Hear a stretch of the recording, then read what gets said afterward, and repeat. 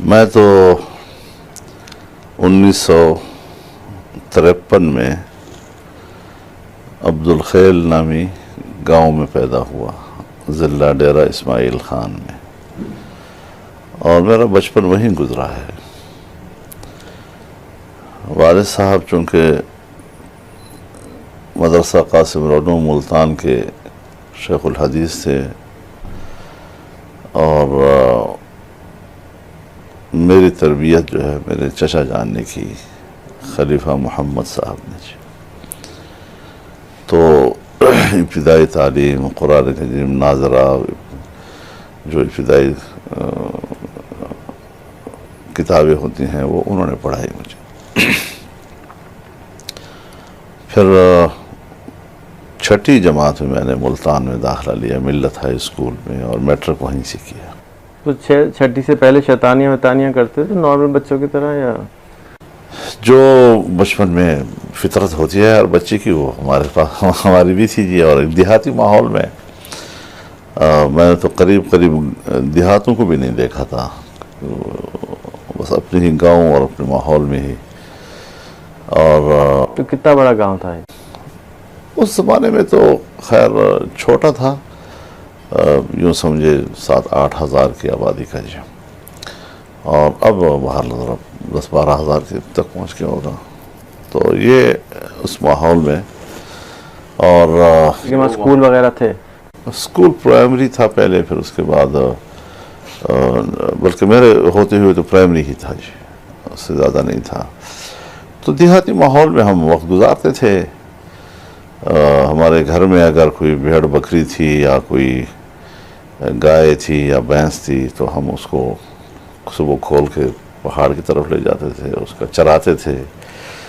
پھر وہ بھی سنت پہ عمل کرتے تو ان کے لیے گھاس وغیرہ کاٹ کے لانا، تو یہ سارے کام ہم نے کیے ہیں یہ بچپن میں، اور بالکل دیہاتی ماحول میں یہی ہماری زندگی تھی۔ صبح ہم پڑھتے تھے، پھر اس کے بعد ہم کام پہ نکلتے تھے، پھر اس کے بعد ظہر کو پھر پڑھتے تھے جی۔ یہ مشغلے رہے ہیں۔ پھر اسکول میں آ گیا تو 70 میں میں نے میٹرک کیا جی، اور پھر میں دیہاتوں میں چلا گیا پڑھنے کے لیے۔ تو ان دیہاتوں میں کوئی پانی تک بھی نہیں ہوتا تھا، کھارا پانی ہوتا تھا، ہم کوئی دریا سے میٹھا پانی لاتے تھے، اور بجلی بھی نہیں ہوتی تھی، تو لالٹین کے سامنے ہم رات کو پڑھتے تھے۔ اور کبھی غفلت ہو جاتی تھی کہ تیل ختم ہو گیا ہے اور ہم نیا لائے بھی نہیں ہیں، تو پھر اندھیرا ہوتا تھا جی۔ تو وہ بڑی تکلیف دہ وقت ہوتا، کیونکہ صبح استاد نے سننا ہوتا تھا، اور ہم حفظ یاد کرتے تھے سبق کو جی، اور صبح پورا سبق ہم سناتے تھے استاد کو، تو بڑا مشکل ہوتا تھا۔ تو کبھی کبھی پھر ہمیں یہ بھی کرنا پڑتا تھا کہ روڈ پہ نکل آتے تھے، تو کوئی بس آ رہی ہے تو کبھی کوئی ٹرک آ رہا ہے، تو اس کے روشنی میں پھر وہ کاپی کھول لیتے تھے، تو جب تک اس کی روشنی پڑتی تھی تھوڑا تھوڑا یاد کرتے تھے۔ تو اس طریقے سے ہماری ابتدا تعلیم کی ہوئی ہے۔ پھر اس کے بعد 71-70 کا الیکشن ہو گیا، پھر 71 میں پاکستان دولخت ہو گیا، لیکن میری زندگی دیہاتوں میں ہی گزری جی۔ ٹی وی آ گیا تھا آپ کے گاؤں میں یا نہیں تھا جی؟ ٹی وی آ گیا تھا گاؤں میں؟ نہیں، بجلی بھی نہیں تھی، تو بجلی بھی نہیں تھی جی۔ بجلی آئی ہے جب 1972 میں میرے والد صاحب چیف منسٹر بنے صوبے کے۔ 1 یونٹ ٹوٹنے کے بعد پہلے وزیر اعلیٰ میرے والد صاحب تھے صوبے کے، تو انہوں نے پھر اپنے علاقے کے لیے پلان بنایا، جو جتنی بھی دیہاتیں تھیں وہاں پر، چونکہ کہیں بھی بجلی نہیں تھی، تو ان کے لیے بجلی، پینے کا پانی، کہیں پر ڈسپینسری، کہیں کچھ سکولز وغیرہ انہوں نے ایک پلان کیا۔ لیکن وہ 9 مہینے کی حکومت تھی، مشکل سے ایک ہی بجٹ پاس کر کے منظوری دے دی انہوں نے، اور پھر وہ بعد میں روک دی گئی ساری چیزیں جی۔ لیکن ہمارا گاؤں اس میں بجلی کم از کم آ گئی تھی جی۔ تو یہ وہ زمانہ تھا جس میں ہم، پھر اس کا میں دارالعلوم حقانیہ اکوڑا ہٹک چلا گیا جی۔ میں نے پھر سن 1979 میں وہاں سے فراغت حاصل کی، دورہ حدیث پڑھا، اور اس کے بعد میں ملتان چلا آیا۔ تو اگلے سال میں نے ملتان میں جامعہ قاسم العلوم میں تدریس شروع کی جی، 1 سال میں نے پڑھایا۔ اور اگلے سال بھی میں نے جب پڑھانا شروع کیا تو ابھی عید الاضحیٰ کی چھٹیاں ہو گئی تھیں، اور والد صاحب حج پہ روانہ ہو گئے تھے۔ ابھی کراچی میں ہی تھی کہ ان کا انتقال ہو گیا. پھر تو جمعیت علماء کی ذمہ داریاں سر پہ آ گئیں. دوستوں نے کہا آپ نے اس میدان میں آنا ہے اس محاذ پہ. تو مجھے تو تجربہ بھی نہیں تھا سیاست کا, اور بس زیادہ سے زیادہ چونکہ میرے گھر کا ماحول سیاسی تھا, والد صاحب کو اٹھتے بیٹھتے لوگوں سے ملتے گفتگو کرتے دیکھتے تھے. تو پھر وہاں سے ہم نے سیاسی کام شروع کیا, تو اس سے میری تدریس کا عمل جو ہے بڑا متاثر ہوا جی. اور چند سال تو میں نے کوشش کی کہ میں اس کو برقرار رکھ سکوں, لیکن پھر میں نے پہلے تو اپنی تنخواہ رکوا دی. جب میں حاضری نہیں دے سکتا مدرسے میں تو میں تنخواہیں کیوں لوں جی. پھر اس کے بعد جب میں نے محسوس کیا کہ میں بالکل بھی مدرسے کو وقت نہیں دے سکتا, تو پھر میں جامعہ قاسم العلوم سے رخصت لے کر ڈیرہ اسماعیل خان چلا گیا, اور وہاں میں نے پھر ایک جامعہ کی بنیاد رکھی, جامعۃ المعارف الشرعیہ کے نام سے. ابھی بھی وہاں پر علمی خدمات ہیں, کیونکہ میں زیادہ وہاں پر تدریسی خدمات نہیں انجام دے سکتا. میرے سارے سال کے جو سیاسی مصروفیات ہوتی ہیں, لیکن ایک سلسلہ وہاں ایک نسبت علم کے ساتھ اور دینی علوم کے ساتھ وہ برقرار ہے میرا.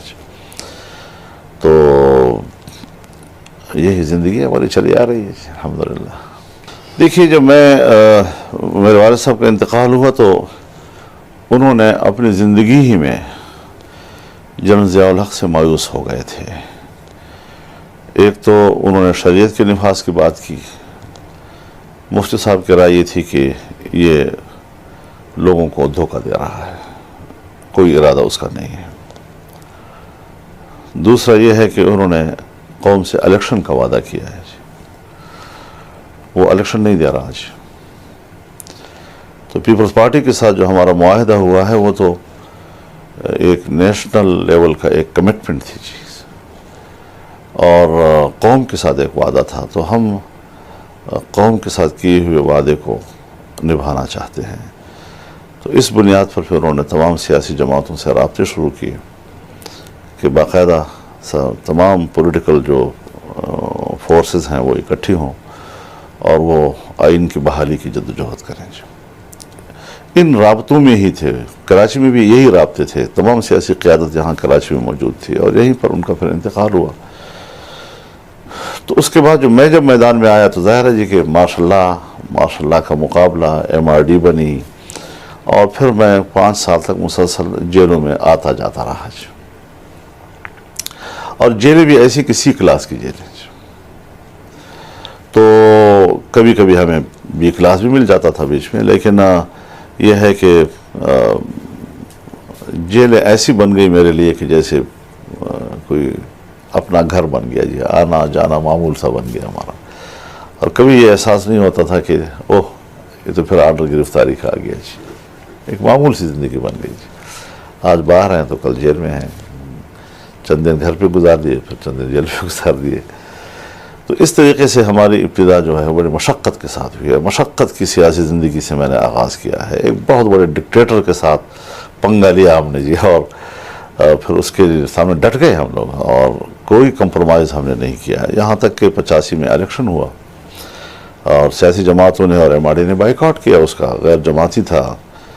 تو پھر اس کے بعد جنرل ضیاء الحق صاحب کا کیونکہ طیارے کا حادثہ ہو گیا 87 میں, اور 88 میں پھر جب الیکشن ہوا تو ہم الیکشن میں آئے, اور 88 سے پارلیمنٹ ہے, سیاست ہے, جماعت ہے, اس میں ہم مصروف ہیں.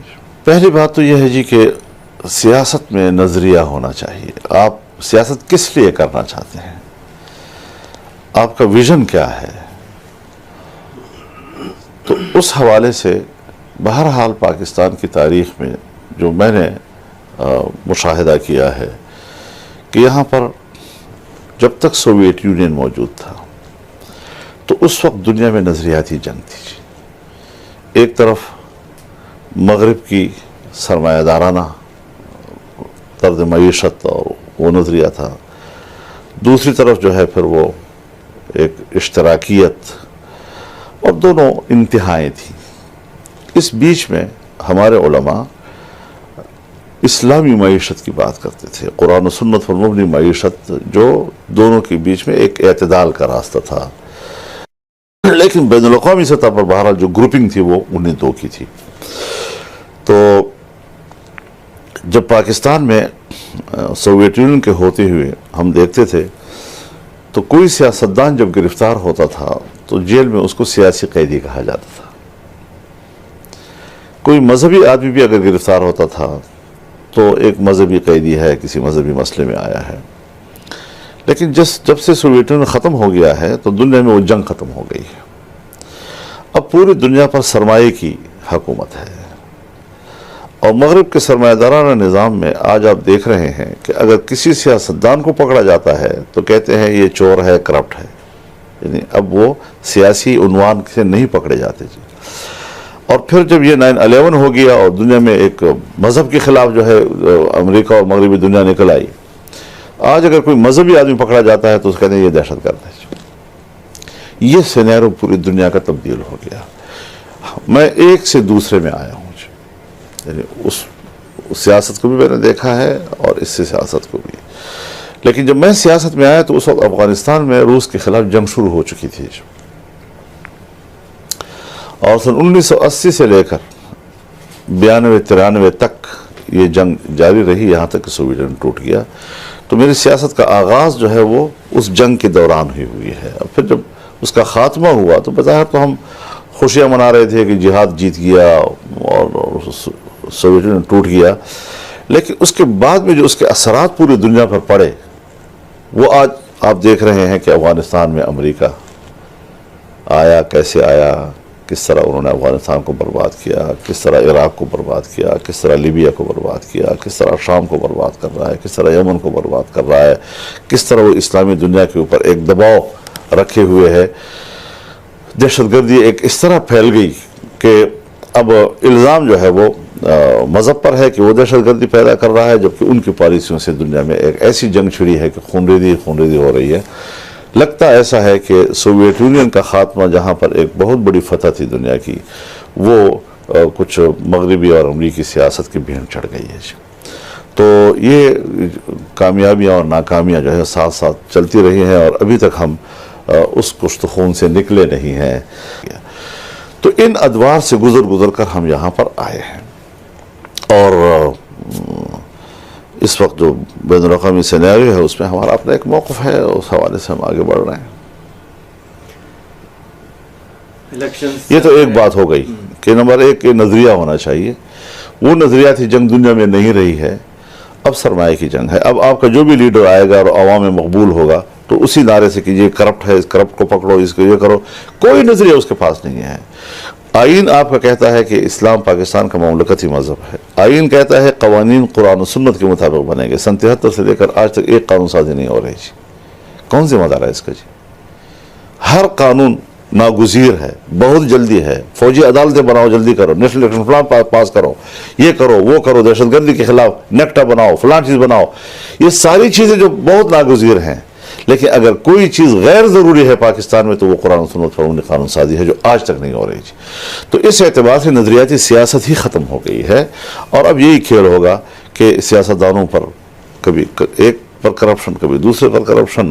زرداری کی حکومت ہوگی تو وہ سب سے بڑا کرپٹ ہوگا.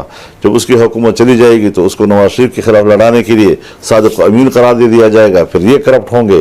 پھر جب ان کی حکومت نکل جائے گی تو پھر ان سے کہیں گے آپ ان کے خلاف لڑیں تو آپ کو صادق امین بنا دیا جائے گا. یہ کھیل ہمارے ملک میں ہو رہے ہیں، اور ہماری مشکل یہ ہے کہ ہم اس غیر سنجیدہ کھیل کا حصہ نہیں بن سکتے. تو پہلا تو نظریہ ہونا چاہیے. دوسری 2 چیزیں کیا ہونی چاہیے؟ دوسری چیز یہ ہے کہ آپ کو سیاست میں آنے کے بعد دیانتدار ہونا چاہیے. ہر کام میں ہونا چاہیے مسلمان ہے. سیاست میں چونکہ ایک ہے انفرادی کام.